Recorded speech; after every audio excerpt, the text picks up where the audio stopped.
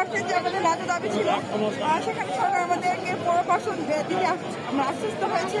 তো আমরা আমাদের পুরোটা দিলে আমরা বেশি খুশি হইতাম, তবু যেটুকু দিয়েছে আমরা সরকারের কাছে অবশ্যই কৃতজ্ঞতা জানাই যে সে আমাদের শিক্ষকদের যে ন্যায্য দাবির পক্ষে সংখ্যাপনটা জারি করেছে।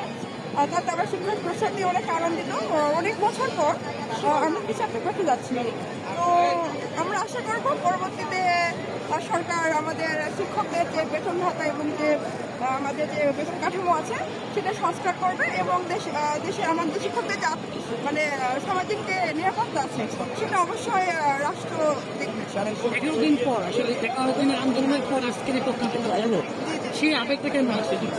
সত্যি বলার মতো না। আমরা 2 দিন হলো এসেছি, আমরা রাজশাহী থেকে এসেছিলাম। তো আমরা বিজয় নিয়ে ঘরে যেতে পারছি, খুবই ভালো লাগছে। আমার নাম জবাব সরকার।